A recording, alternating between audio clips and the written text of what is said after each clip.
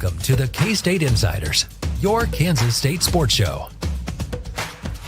Now, let's head into the studio.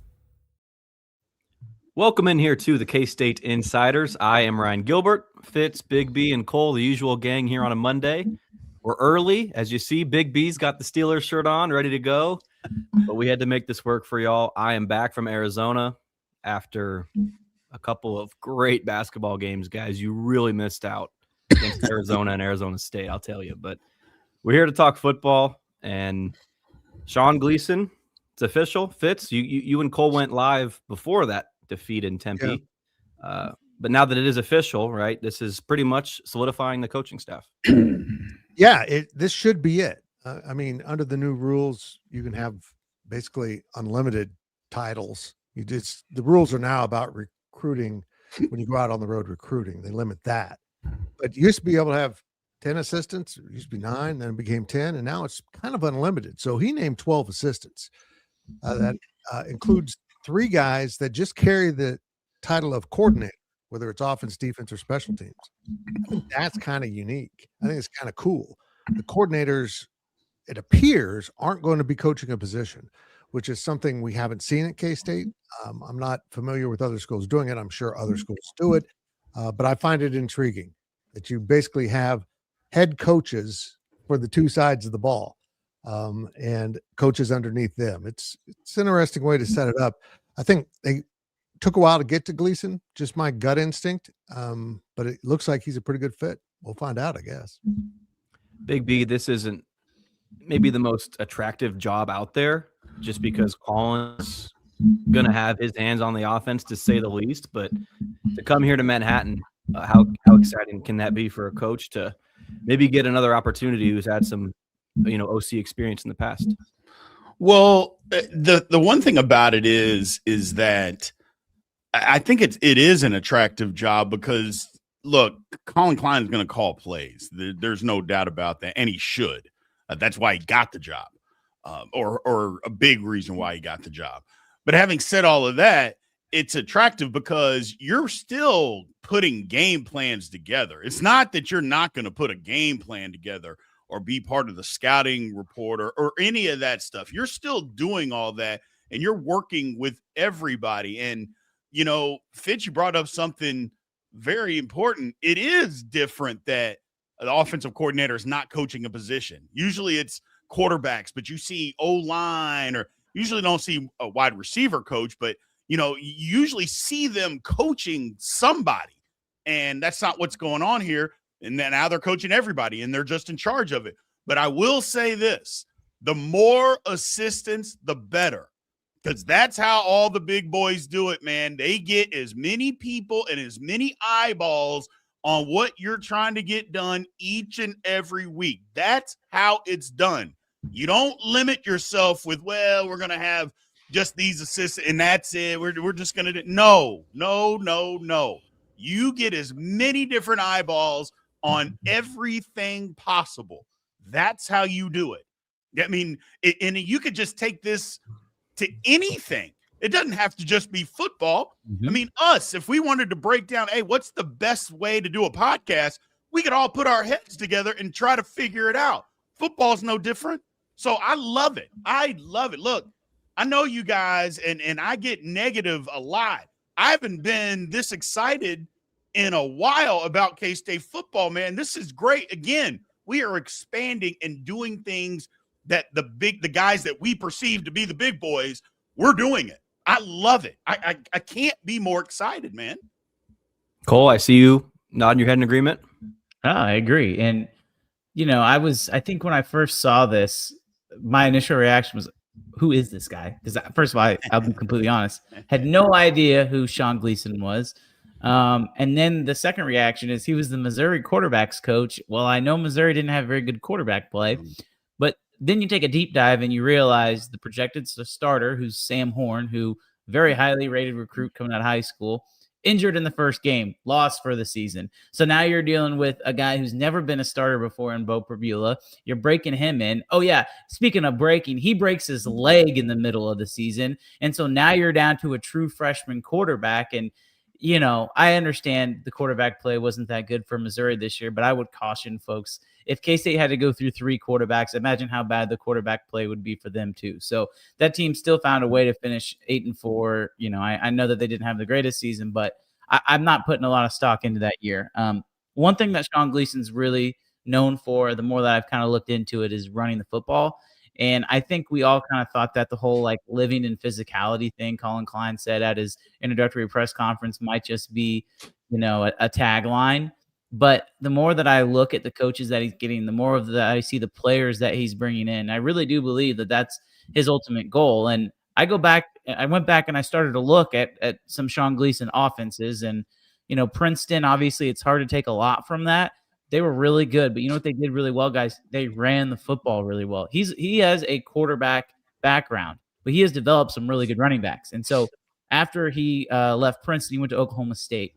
Chuba Hubbard, who started running back in the NFL for the Carolina Panthers, had his best season of his career under Sean Gleason. After his time at Oklahoma State, he went to Rutgers, and he had really good back-to-back running backs. Obviously, Isaiah Pacheco, he had for 2 seasons. He recruited and developed, started to develop before he was let go, Kyle Monungai, who's now the starting running back for the Chicago Bears. And so that is, a really impressive list of running backs. And you go to Missouri, and, there's this guy named Ahmad Hardy who he had a chance to work with. And so you might look at the passing numbers from his places where he's been and kind of squint as a quarterback coach, like, what? But then when you realize he's had some really good running backs, I think that it all makes sense. Guys, K-State's going to want to run the football, and look at what happened today. They just added another running back in the transfer portal. So I'm starting to get that vibe. Yeah, Fitz, I don't want this to come across as any shot at Chris Kleiman, but you look at not only the players that have left and gone elsewhere, but the players coming in and the experience that they've had at some, let's say it's some big schools. The ante is really being upped here by not only Collin, but his entire staff going out and grabbing these guys. Yeah, this is a different experience with the portal for Kansas State football fans. Chris Kleiman's used the portal, but it's never been a mass exodus followed by a bunch of guys coming in. This is, I don't know what they're at right now, Cole. It's got to be around 20 dudes. I believe 18. Yeah. That number was never approached under Kleiman. So, yeah, doing this in mass, you can kind of remake things pretty quickly. I found some of their decisions to be interesting on who to release, who to let go, or maybe some of them were just guys that wanted to get out of Kansas State for whatever reason.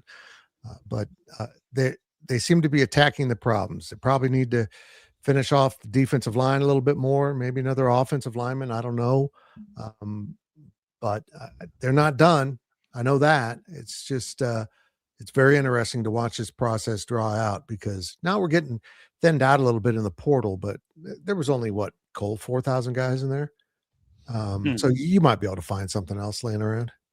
I'm going to make a point before Big B goes. You mentioned that, Fitz, but guys who are getting brought in, right, to other schools all around the country, let's say, the quote unquote big schools, if you get brought into one of those schools, somebody's got to go. And so typically what we're seeing is those guys who are getting brought in are getting settled in at their new school. And the guys who've maybe been at that school who haven't been a contributor for the first year or two, we're seeing them then try and move on elsewhere if they're being told to, or if they just want a place to play. That's what's happening. That's what happened at Oregon. I think I saw 6 defensive linemen entered the portal, and assuming that Oregon's going to load up on those guys. So, it's just one of those things where we say it's starting to turn down, Fitz. It's starting to turn down for that initial wave.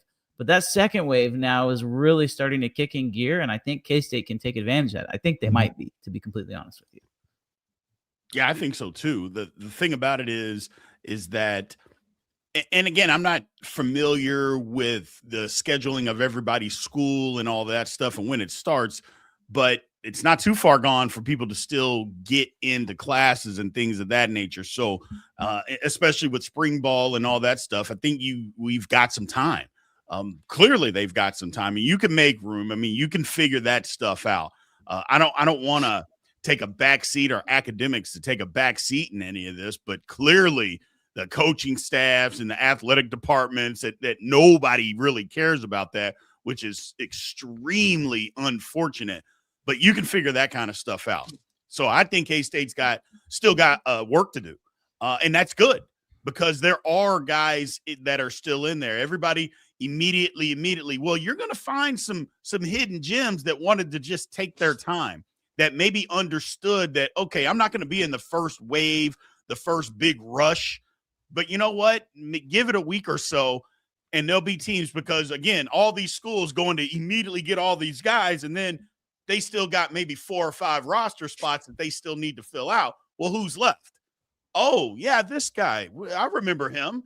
Yeah, I really like him. And so I think that's where K-State can kind of make its hay there because, again, like you said, D-line, you could have 100 D linemen on your team. It's not enough. It's just not enough. You can have 100. I don't care. So, yes, go find some more. Go find some big guys. And I'll be interested in what you have to say, Cole, about the gigantic human being that K-State got on their defensive line. I'll be interested to see what you have to say about him. Yeah. There's been a few. The kid from Kentucky, that his nickname is House because he's ginormous, came in as an offensive lineman, moved to nose tackle, and was just kind of a rotational player for Kentucky this year in his second full season playing the defensive line. But, I mean, yeah, right, Big B, like, those are the guys that you should try and go get. I mean, if he stayed at Kentucky, he would have had the same role. It's not like K-State's going and grabbing guys who didn't see the field. Like, that's what I want people to understand. A lot of the times, some of these guys who K-State has gotten from these big schools, take Ja'Shawn Ross from last year, for example, didn't play, right? It's the high school potential that they liked. Well, they obviously saw something on tape with House, and I'll throw Kamari Burns in there from Cincinnati, these guys who play along the defensive line, that they feel like, okay, if we can make this adjustment, if we can get them to play at this speed, then their game will go from where they are right now to another level. But that's not to say that their game's at a bad level right now. It's just not at that elite level you'd like to see. And so you're right. I think getting guys with high upside is important, but getting guys with a high ceiling is almost more important because you know what you're going to get. Well, your ceiling's what's going to get you to the Big 12 title game and go to the CFP, right? If you have a high floor, you can be winning 8 games, 9 games a year, but you're still going to have those fans that are always going to be yelling for more. But going for those high ceiling guys, you got to swing for the fences. And that's what Collin and his staff have done. And Big B, like you mentioned, early on, I think some schools might want to just go and grab guys to feel kind of comfortable and secure dudes out in the portal. You might overpay just a little bit if you do that. And then if you get really, really late on in the cycle, you might be overpaying for dudes because, well, there's only a finite of, college-worthy players left. And yeah, Big B, we're entering the kind of the sweet spot here for Kansas State to kind of get this, second wave, so to speak, of guys. Because like Cole said, it's 18 guys. This is the moment. This is the time here coming up to maybe, I wouldn't say make a great deal with a guy, but you might get somebody for a little less than their asking price. Well, it's like NFL free agency. Is that in NFL free agency, the first day, heck, as soon as it opens, you hear the names dropping one after one after one because they've already got these deals made when they're not supposed to be talking to anybody, yada, yada, yada, when you all know that they are. Okay, great. Same thing happens in college. Well, also after the fact, how many starters in the National Football League do you see get 3-4 weeks after free agency has started that get signed? The Steelers, I mean, obviously I'm a Steeler fan. We had one last year in Deshaun Elliott. He signed. Nobody was talking about Deshaun Elliott. He just got an extension this year because of how good he had played for a year and a half for the Pittsburgh Steelers. So it happens all the time. You can find guys that fit your roster based on what you're trying to get done. They don't necessarily have to be a star player, but they can be a good player. And look, 4,500 kids going to a transfer portal. There's some good players out there, man. And you just have to be willing to find them, which is another reason why having more guys on your staff helps, because you have more guys and more eyeballs on this damn thing that can go find football players. That's just a fact. It's just a fact. So yes, we are going to find some guys that are currently not on the roster right now that are going to end up being starters on our football team that may not get signed for another week or two. That's going to happen. And for me, I'm going to love that because, first of all, those guys are extremely hungry. But second, the coaching staff really dug in to find those guys, and that they really needed them. Guys, we're sticking with football here, but Detective chimes in and says to give the basketball money to football. And Cole, you're going to love this here. So to take the MLB for an example, you don't see them just rolling out AAA, AA guys night in and night out if it's a losing season or the season is deemed to be toast. You still have to put a presentable product on the hardwood, on the diamond. Is that correct, Cole, for baseball? On the diamond? So if you want to be frustrated with Tang in basketball, have at it. But if you go 0-18 in the Big 12, you can't do that. You have to put something presentable and say what you want about Tang again. The team's been at least competitive. Have they gotten over the hump? Are they an upper tier team in the Big 12? Absolutely not. You can be frustrated with that, but you cannot just trot out there and lose every game by 50. You don't want to be K-State football pre-Bill Snyder. That's going to hurt you in the other sport. Yeah, well, and I would push back on that because K-State was that for 15 years, and football was just fine. So I would. Big B came around the football program and saved it. Can't be horrible because I remember the Jim Woolridge years and the Asbury year, and I was there for that. And there were guys, us football players literally beat basketball team playing intramural pickup basketball. We would beat them consistently.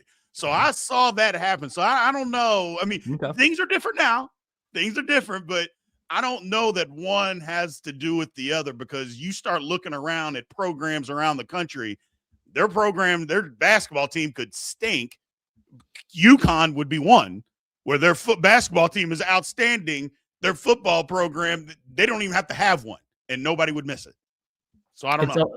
It's part of that too, though, and I agree. But let's also not forget that in every professional sport, if you tank, which is really what you're talking about, and I've seen a lot of fans actually say this. Let's just say K-State basketball has a 0 NIL budget. Just because what are you tanking for? Are you just admitting that you're going to be horrible in the professional ranks? If you tank, it's so your team can get better. Right. Like it's absurd. I'm sorry. I'm done saying it. Fitz, you're muted. I know you want to talk. You're on mute. I am muted. How did I get muted? It was You probably hit Gilbert. the mute button. That's what happened. It's always Gilbert. Look, if people want to give to the basketball NIL, they'll give to the basketball NIL. Right. It's not for the athletic department to make that decision. People seem to think that people give the money and then the athletic department's making the decision who gets what. No, the donors direct where that money's going. It's going to basketball, football, volleyball, whatever. So if you tell a donor, well, we're going to take your money and you send it towards football instead of basketball, then they may not send it. I mean, just shifting the NIL over doesn't really work. And it appears football has got an upgrade in their NIL budget. They're doing enough damage with some pretty good players that they must be bringing people in. We don't know the NIL numbers, but I would imagine Jace and Dylan were two of the bigger ones behind Avery. And so that freed up some money. I think it's interesting that K-State is being competitive for a lot of these kids. And you wonder if there's going to come a point when a Texas Tech actually runs out of their NIL budget. Do they have a set budget? Or if they come across a dude, they go, hey, Cody, we need another $1 million. I mean, how does this work? I like your accent. Thank you. I don't know what it was. If so, I mean, maybe you can get some bargains like free agency at the end of the cycle. There's somebody I want to bring up, guys, because we keep talking about, K-State's enhanced NIL budget, which, I mean, I don't know how enhanced it is. I do think it's enhanced. I mean, again, you're not landing some of these guys that you're landing if you have a reduced NIL budget. Let's just say that. If you look around the conference, guys, I mean, I understand that Avery Johnson is a Wildcat through and through, but if K-State completely lowballed him with an offer, he would be stupid to take it. That offer was obviously competitive. Did you get him on a hometown discount? Maybe. Brendan Sorsby is making $6.5 million. Like, is that what it is? That is what the deal can be up to. That's ridiculous. Yeah, that is what the deal can be up to, right? And so obviously that offer to Avery Johnson was competitive. I'm not saying that he's making $5 million, but if Avery Johnson were to go in the portal, I'm not sure what Dylan Raiola got or, some of these other guys, but Avery Johnson would be a top 10 quarterback in the portal and he would make a lot of money. So let's just throw that out there. That was a possibility. So I do believe K-State's offer was competitive. But part of the reason why I'm thinking that K-State, that this is something that maybe not to expect moving forward, but I'm going to bring up Trey Richardson here. Obviously the Highland Park native, really, really good wide receiver for Vanderbilt last year. He's playing for Big B's Louisville Cardinal now. And that was a fascinating recruitment. Texas, Florida, Louisville. I mean, I'm told his asking price was more than double what he made at Vanderbilt. K-State was willing to match that, and Louisville said, you want that? Well, we'll double it. And that's why part of the reason he'd be stupid not to take that, right? So, I mean, Louisville's throwing money around. Big B, you know that. To me, the fact that K-State is willing to meet a lot of these asking prices tells me a lot. Because, guys, last year they weren't, right? Like, if a kid says, I want this, K-State will come back and say, well, how about this? And that's not something that's going on right now. So either A, they're being really smart with their money, which is very possible, or B, they have the money to spend. And the last guy I'm going to bring up here, and this is kind of what I want to talk about, Wendell Gregory, Gilbert, Fitz, you guys went down to Oklahoma State. I'd tell me if I'm wrong, but Rodney Fields, the running back who's now at K-State, Wendell Gregory, the outside linebacker for Oklahoma State, those were, at least when I watched the game on TV, the two best players on Oklahoma State's team. Well, the rankings at 24/7 have Wendell Gregory ranked as the 66th best player, the number 11 edge in the transfer portal. He was just visiting Manhattan yesterday. He's already visited Texas Tech. He's visited Texas. He's visited Wisconsin. And I think K-State's in a good shape with him. But the fact that they're even in the ballpark with these guys tells me that they're doing something different.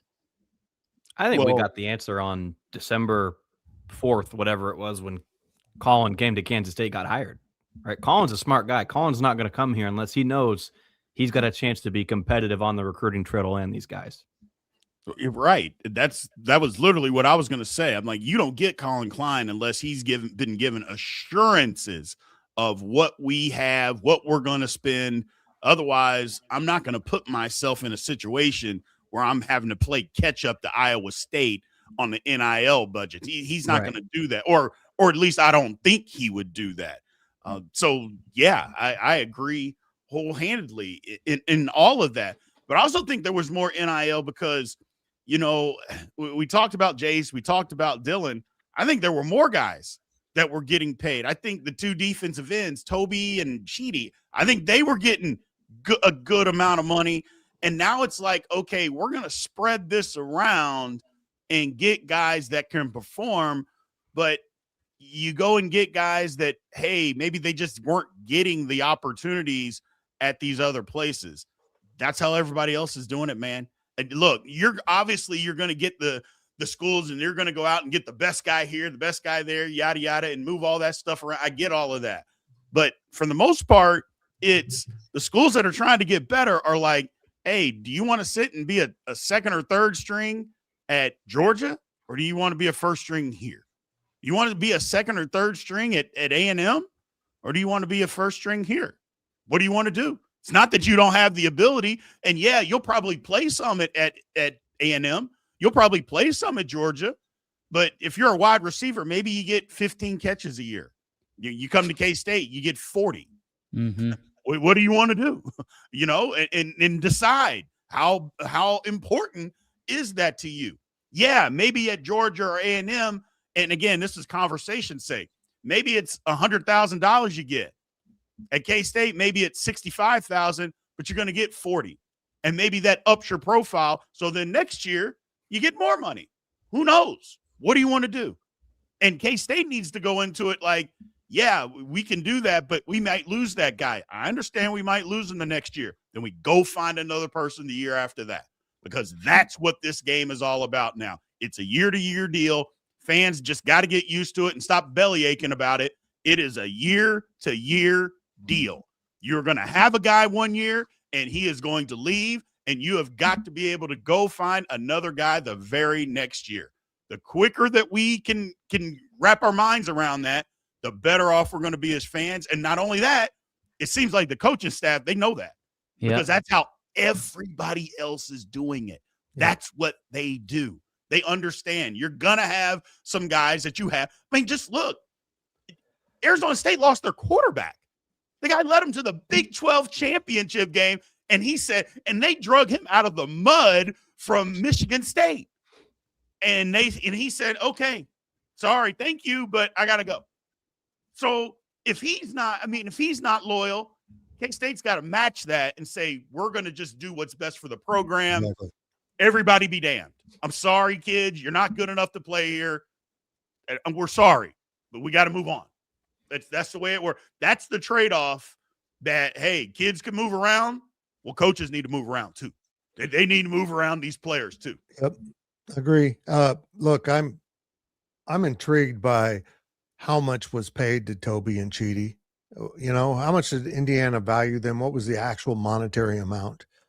I find it interesting they took both of them. You know, that taking two edges from a team that went 6-6 for a team that is about to win a national championship and one of the most dominant football seasons in the history of college football. I just think that's interesting. But tomorrow's DD is going to be about how Indiana, in some ways, is an example for all of us. They're not a big name. They're not a blue blood. They're a brand. No, they're not a brand. Basketball's a hell of a blue blood and brand. They're none of that. And a lot of his roster came from James Madison with him. So he knew how good they were because he'd coached them, but they still weren't playing power level football. And then they go into the Big Ten, the best conference in terms of the top of the conference, and they're better than everyone. It's unfathomable what Curt Cignetti has done. But someone needs to study this and see if you can replicate it, because he's winning with players that he shouldn't be able to win with, according to the calculus of college football. But I also think, as I said in today's DD, he's got that Bill Snyder thing where he can just look at someone, watch a little film, meet them, and understand, well, in 2 years, you're going to be this big, and you're going to be that fast. And the great ones have that ability. They can look into your future and see what you're going to be. And I'm sure that's what Cignetti's been doing, because what he's done at Indiana is just unbelievable. But it's because of the portal. I mean, let's not be wrong here. He didn't build it. He shipped in a bunch of quick fixes that turned out to be incredible choices on his part. And back-to-back also DDs, back-to-back DDs from Fitz. He's trying to get these Indiana fans to tune in to GoPowercat. But Cole, real quick, man. Yeah. You know, Indiana, like we're talking about with basketball here, Indiana, usually a basketball school. What if Indiana just said, let's just load all the money here into basketball?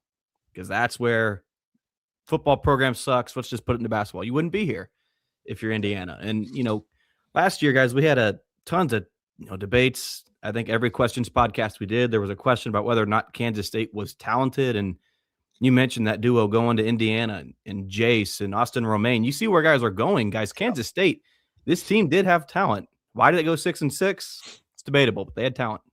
And I do want to mention this. You know, you talk about it, transfer portal. That's what, Cignetti did a lot of damage. But that NIL budget was not what it is this year. He is taking a lot of top guys in the portal. Now, granted, when you're going to a national championship, that's a pretty damn good sell for guys. But only now is that NIL budget really, really increasing. And so there's a lot of folks who are like, oh, well, when you have Mark Cuban and billionaires backing you, it's easy to win. It's not little poor Indiana. I get that. And I understand that sentiment. But that wasn't the case when he got there. And it really wasn't even the case as he built this team, this roster right here. So you're right. Like, that is an example that people need to look at. And it totally blows up the narrative. And I get it. It's only one team. It totally blows up the narrative. It frustrates me when people say that teams like that can't compete with SEC teams and with, top level blue chip ratio. I'm going to cuss if I continue on with this. So, like, that's frustrating to me. But I do think that K-State can kind of take that blueprint of taking experience. You're getting guys who have played a lot of football. Now, Fitz, you mentioned it. I'll be interested to see how it works out. They're taking a lot of guys who are younger, but a lot of guys who are younger who have actually played.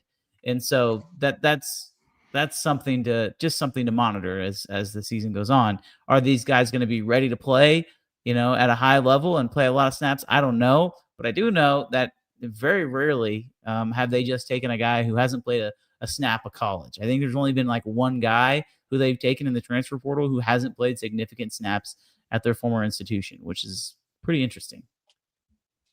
In these SEC schools, traditionally they commit there out of high school, and that's where you are. Now, Indiana, the playing field is leveled in that regard because it's like a year-to-year deal where everyone is just bouncing around, finding a new home every single year. It's crazy. It's crazy. I mean, look at this.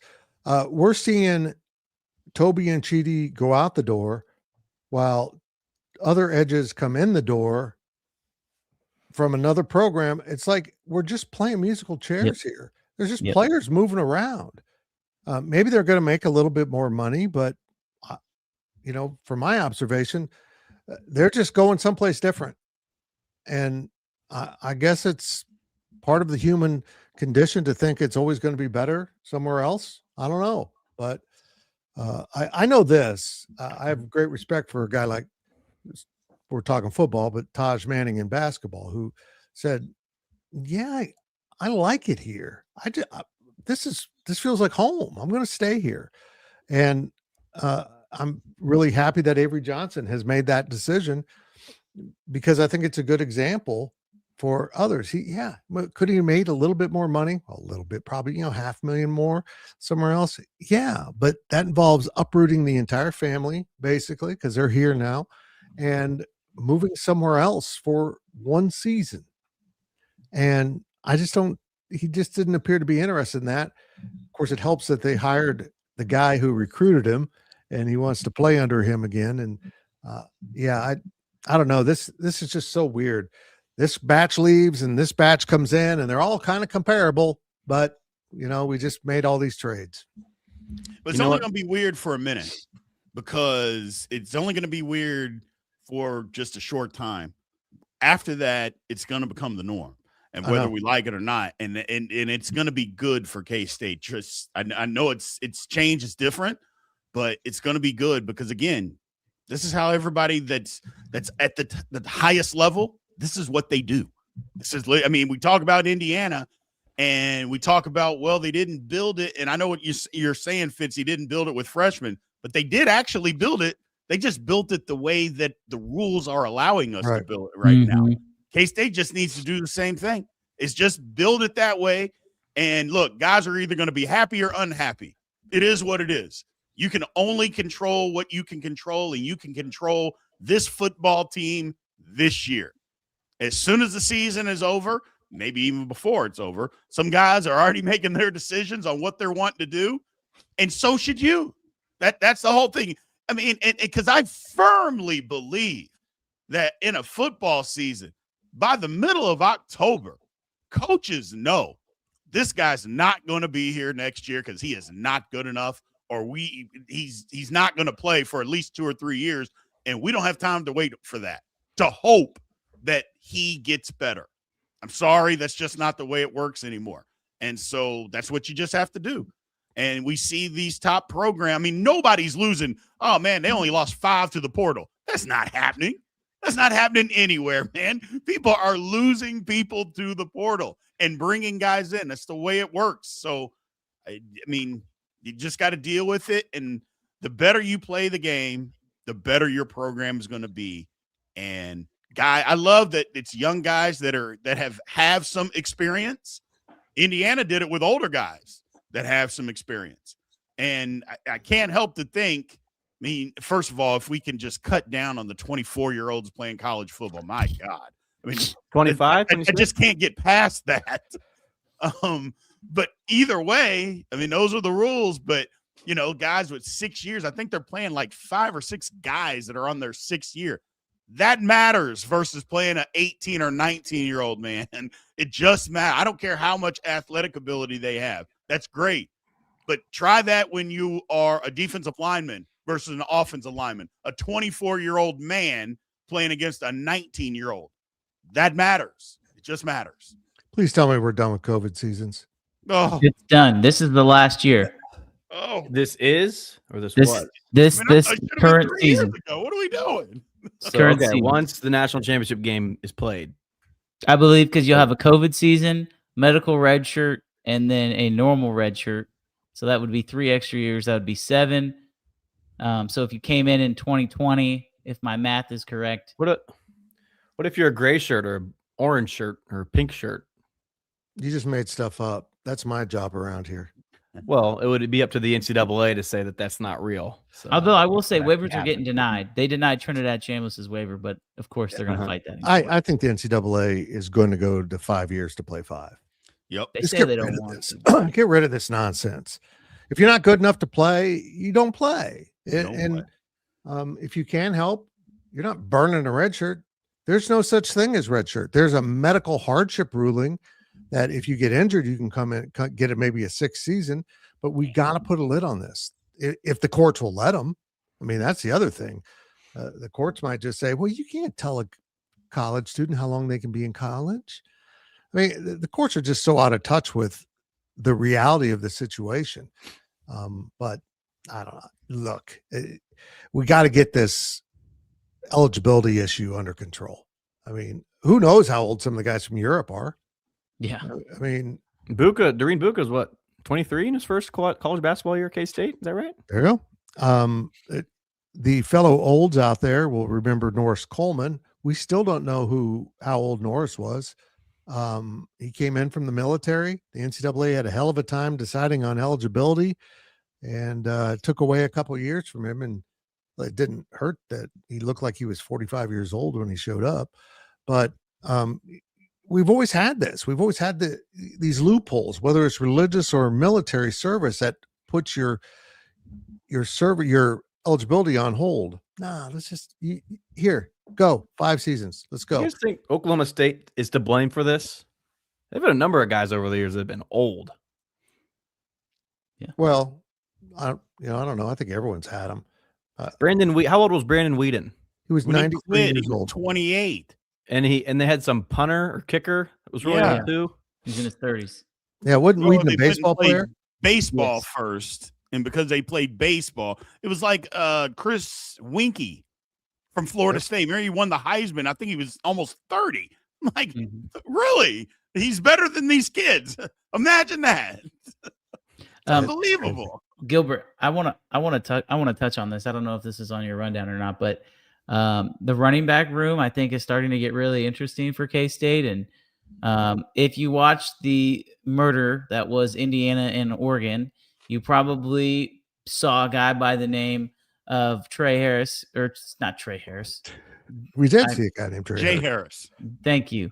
The running back for Oregon, who obviously filled in, was in the transfer portal.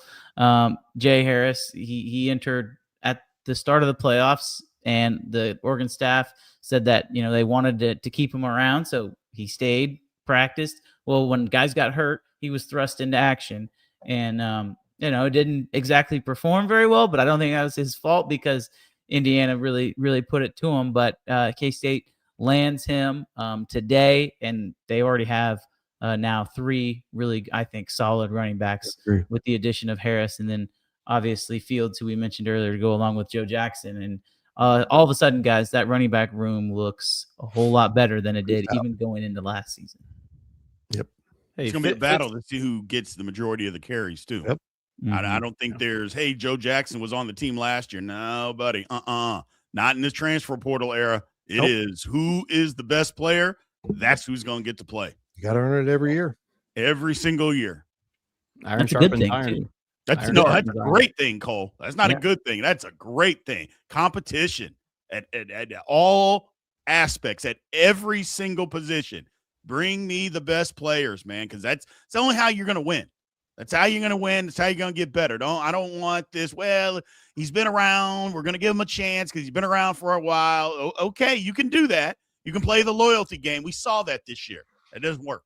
It doesn't work. You guys do the Big 12 insights. You're going to have to do some research on every team here throughout the offseason leading up to next year, but Baylor is going to be easy, especially defensively. You've got that locked down. Not only with the coordinator, but I think every player on Baylor's defense is a former K-State Wildcat. That's the funniest thing I've ever seen. It's just hysterical. Guys that didn't play very much for him at K-State are suddenly getting brought in there to play. I guess that, Baylor's a hard sell right now. I mean, the coach probably should have been replaced, but there are problems at athletic director, whatever happened there. That was a bizarre thing. Delayed that. So I can't imagine a whole bunch of kids are saying, yeah, I want to go down there and play for a lame duck coach. And maybe we can save his job. I don't see any players having that motivation. That's why DJ Lagway committed to Baylor and then visited Ole Miss, because he was looking for a better offer. Yep. He committed. He didn't sign, right? He says that it sounds like he's going to still sign with them, but I mean, I have questions about him. Everybody talks about, well, he's going to Baylor because of a legacy, and his dad played there when I was at K-State. Baylor was awful. I mean, I get that his dad was there, but what kind of legacy do you have? They were getting their head beat in from pillar to post. I mean, they stunk. And again, I'm not here to bash another man's, college experience or anything, but maybe I am, because they were terrible. Oh, they were so bad. I mean, what do you have, like 300 yards a year rushing? Oh, man, that's a legacy. I'm like, okay, I guess. Or not legacy. They said his dad is a Baylor legend. Ooh. That's what I heard. I was like, a Baylor legend? I was like Mike Singletary? I was like, okay, I guess. Fine. But either way, it's agree. All of it's laughable, to say the least, what's going on with that program. I've seen some of those commits, and I'm just like, and look, I'm like, they didn't really play at K-State. What are we doing? But I think Fitz, we cover Baylor. Aranda, he's grasping at straws to keep his job. Yep. Because he's a defensive guru. Why are you bringing in Clanderman to fix your defense? Aren't you supposed? Now, granted, I know you got to have a defensive coordinator, but aren't you supposed to be able to fix it? That's how you got the job. So it's unbelievable. You shouldn't need to bring in his players. Jaden Rowe. Right. You're bringing in somebody else and their players to help fix your defense. That's crazy. Jaden Rowe, who didn't play at all. I mean, I don't think he saw one meaningful snap at K-State. He did special teams work, but special teams. The one messed up against, what was it, Army or South Dakota, North Dakota? Yeah, he's offsides or something, running into the kicker. Daniel Cobbs, who I'll give it to him, he came on at the end of the season, but the only reason he played is because of an injury. Obviously, he wasn't thought that highly of by the coaching staff. Couldn't get onto the field. And then you got Ryan Davis. I think that's a good pickup for them. Mm-hmm. And then Colby McAllister, who's coming off of an ACL injury and didn't play the entire season. That to me is one where I would have extreme pause if I was David Aranda to say, you want this kid who was just mediocre before he got injured, and now you're expecting him to be better and be a start. Like, I mean, again, I'm not here to talk down on these kids or anything like that, but I thought they would go somewhere where they could maybe get on the field a little bit more, but maybe that place is going to be Baylor. I don't know. It's just, I think K-State's upgraded at every single one of those spots outside of Ryan Davis. So Baylor's bad right now, Cole. So yeah, they saying to take a step down, they're doing that. And I know they beat us this year, and I get all of that, but I think there were reasons for that. We don't need to go back into it, but they're taking a step down. Baylor is a season from getting a new head coach. Let's just say that.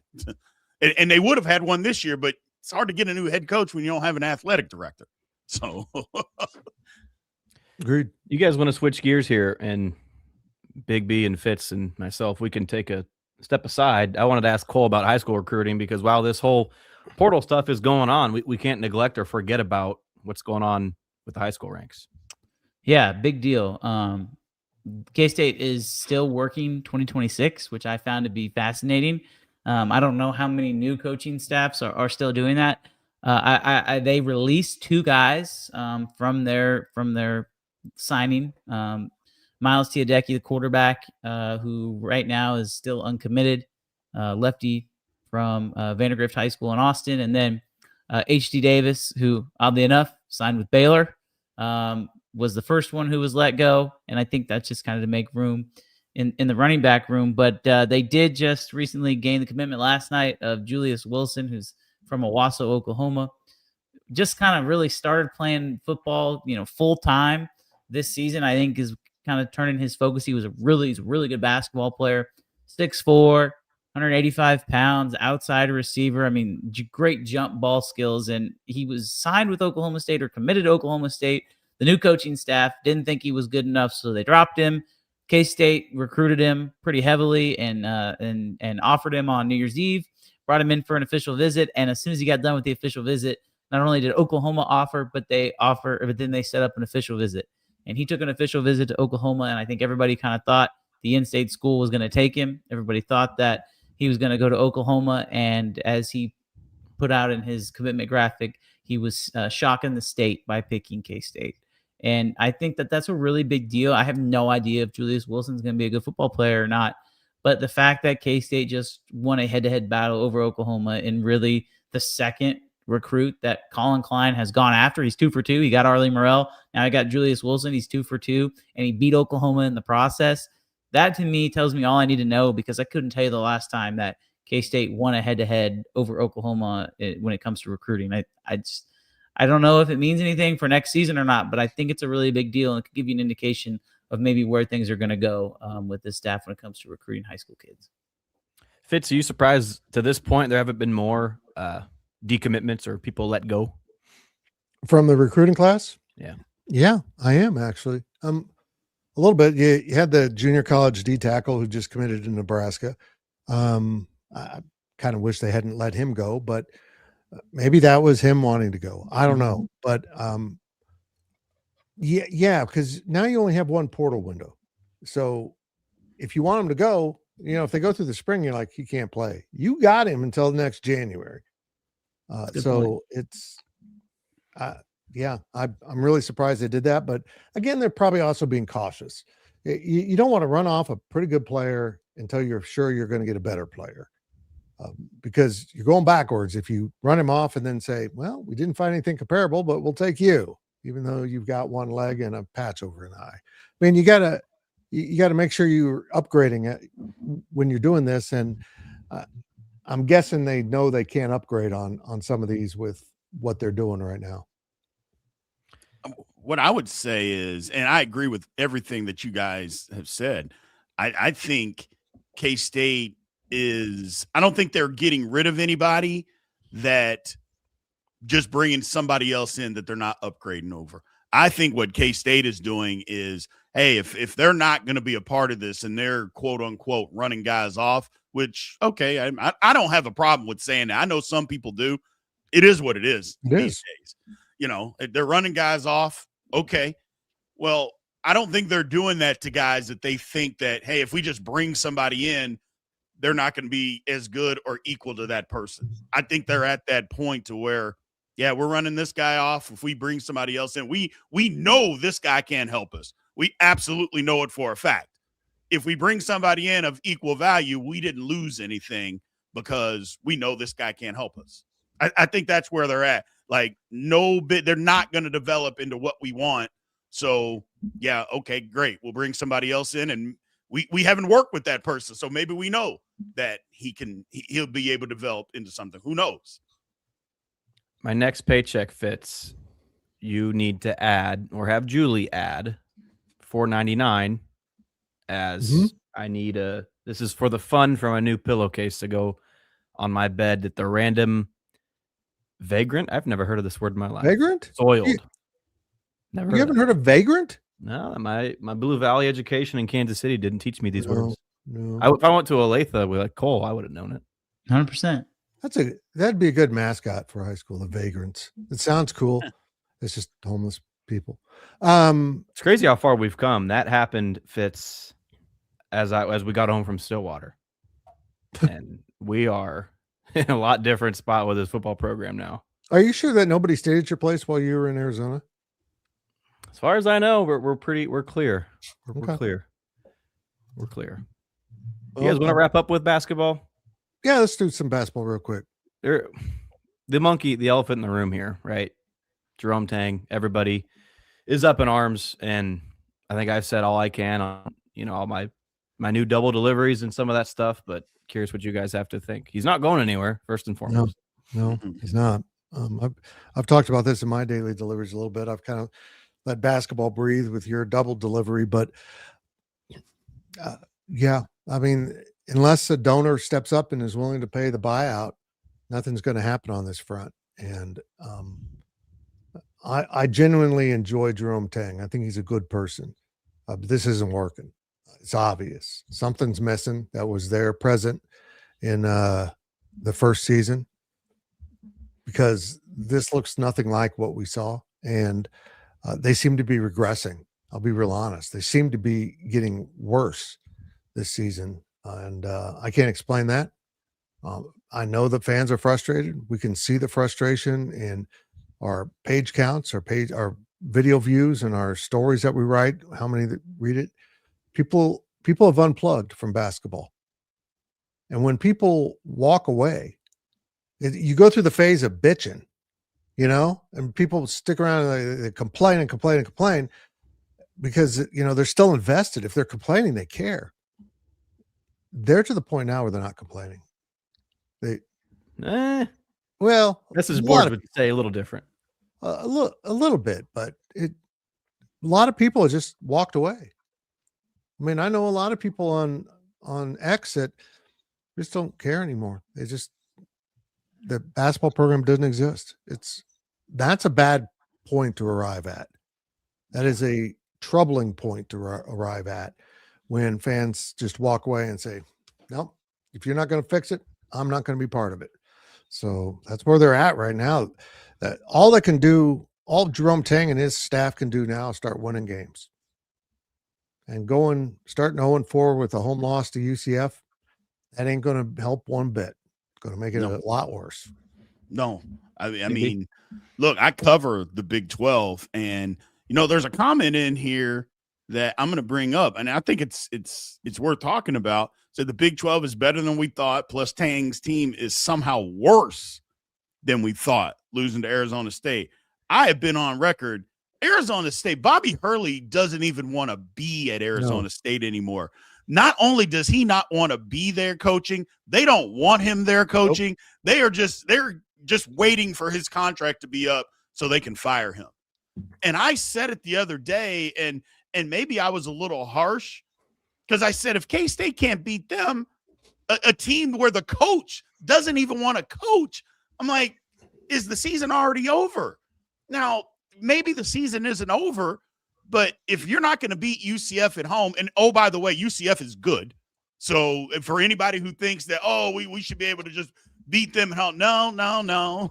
You're not just going to beat them. We may win, but it's not going to be because we just showed up and beat them. This is a good basketball team that is going to be on the verge of making the NCAA tournament. They're going to be right there in that 7, 8, 9 range of Big 12 teams making the tournament. They're going to battle for that. If you're not going to win this game, again, you got to win some game, because if you don't win this, then I think they go to Oklahoma State next. Well, how hard is it going to be? I mean, Oklahoma State, we just saw they played Iowa State tough at Iowa State. They just beat UCF at home last week. I don't know, man. Yep. I'm frustrated because I think I saw what everybody saw at the beginning of the year. They should be better.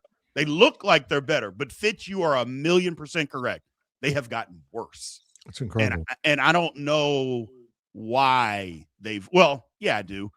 But I'll leave that for somebody else to say. I know why they've gotten worse, but they've gotten worse, and it's bad. Let's dissect the problem this way. Nobody's surprised that Houston, Arizona, Tech, who am I forgetting here? Iowa State, BYU. Nobody's surprised those teams are good. We knew that coming in. We might be a little surprised Kansas is struggling at the level they are. Baylor struggling. But now all of a sudden you got Colorado who wasn't very good in the non-conference, playing much better basketball. Yes, they are. TCU looks like they're ready to say something about Yes, who's they going to are. win the Big 12. And you just mentioned Oklahoma State. They've come a long ways. So the window's opened here for teams to get better and climb into the upper half of this conference, which is really competitive. I think we all expected Kansas State to be among that. And I don't think it was homerism. I think they have the talent to get there. They're not put together. They can't play team defense. The offense has dropped off. They don't rebound well. It's just a myriad of problems that come back and seem to indicate it's one of two things. It's either recruiting or coaching, and the buck stops at the same place or both of those. That's exactly right. I want to bring this up because I think it's important. Fitz, you talked about kind of just the apathetic level, and I don't know. I mean, the thing that's so different about this group compared to like the old Bruce Weber teams is that when those guys went out there, you knew that it was going to be a struggle. Like, you have those guys going out there, they're not Power 4 basketball players. K-State has some good basketball players on their team. And I'm just very interested to see what happens if they say they beat UCF and then they beat Oklahoma State. Like, are fans going to be invested, or have they already cashed it in?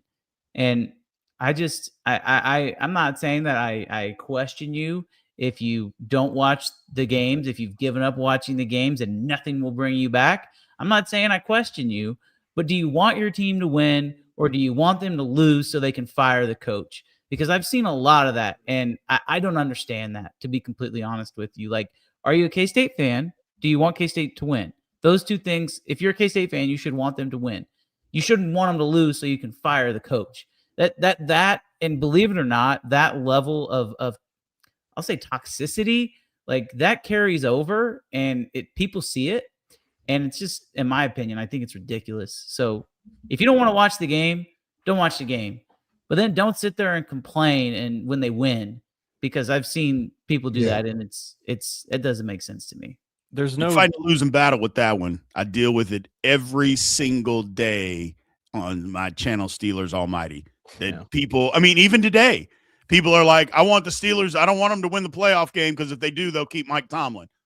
A guy literally said, we were doing a live earlier, yeah, even if they win the Super Bowl, they still got to move on. I'm like, so, I mean, I get what you're saying, Cole, and you are more than right. My goodness, my man, you are dead on, but you're just fighting an uphill battle because I say it all the time. Fan is short for fanatic, but I also say this, people are crazy.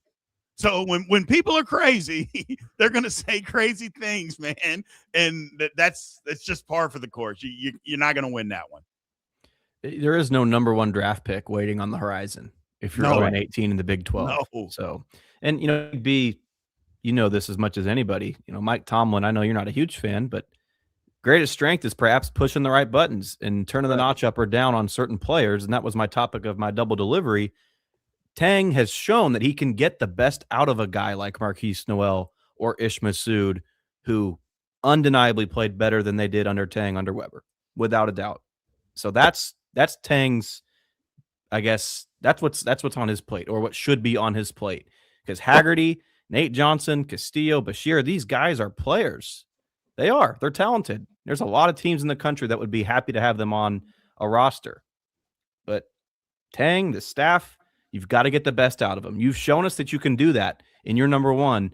And now there's been some sort of disconnect, obviously, but there's 15 games left in Big 12 play. Get the best out of your guys. And that's part of the fans' frustration. They see it, right? Maybe it's subconsciously, but you saw the success in your number one. And to see it get to this level, that's where some of this stems from. You've been there before. Get back to that level of getting the best out of your guys. What's it going to take? What's it going to take for people to be bought back in? Well, so here's the thing. What's it going to take? mentioned, losing to Arizona State, that sucks. And coming up against UCF and Oklahoma State, you've got to win those games against the lower, lower tier, or not the top tier of Big 12 teams. But right after that, KU comes to town. That's going to be a packed house. Even if K-State goes winless, it's KU. We all know how that goes. That's your time, if you're Jerome Tang, to recapture and maybe rejuvenate this fan base a little bit. If you can give them a good time in front of a packed Bramlage, I'm not saying everyone's going to be right back bought in, but a couple wins, guys, fans, short for fanatic, Big B, are going to jump off the train when you lose 4 or 5 in a row. They can easily jump right back on with a couple of wins. This reminds me of old K-State football. I talked about it a little bit in today's daily delivery.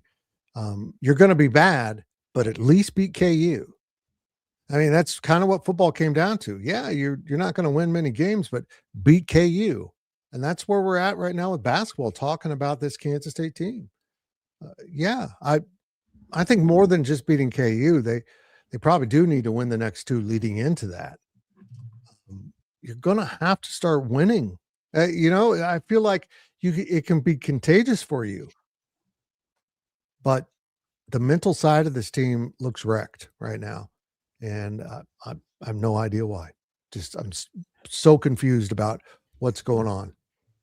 One thing, and I don't want to say it a ton, but the difference, but this is the best as far as talent that they've had on a collection of teams since the first year. I mean, easily this is the most talented team. However, that team had 2 pros, NBA guys. Now, maybe they're not in everyday rotations and maybe G League, but they had those guys. Who's that guy on K-State's team? Haggerty. Haggerty's not playing. He'll play in the G League, but he's not an NBA guy. We all know that, because if he was, he'd be there now. And that's just the truth. He'd be there right this second. Great college basketball player. And again, I don't think there's anything wrong with that. But when we're talking about what's the difference between K-State and some of these other teams have pros. And when you have pros, you're going to be better. And maybe you only have one, but at least you got that one. And that's kind of where it is. And I mean, and then it magnifies itself when you can't guard, and when you can't guard and you're not out getting steals or harassing the ball or, and doing those kinds of things, that makes it worse. And that's where K-State currently is. They don't have the superstar pro, and then they don't have a defensive guy that can hound the ball or anything even remotely close to that. They just don't have that. And I don't know. It's troubling. Indeed. Big B's got to run. Big B's got to host a show, right? And if you're wanting to get a preview of this Steelers game, like Finally Tuned might want, go Steelers. Tune into Steelers Almighty. And Big B, I'm excited. I can't wait. I am too. I can't wait. Cannot wait. Should be fun. Watch party tonight on Steelers Almighty. Everybody's invited, not just members. So if you want to watch party the game and see me scream and holler, you know where to be. You don't even have to be a Steelers fan, do you? No, you don't. There you go. We'll talk to you guys next week. This is The Insiders. Keep an eye out for the Clint Stewart Show later on this week with another special guest. But until then, we'll talk to you real soon. Thank you for watching the K-State Insiders. This has been a GoPowercat.com and Spirit Street production.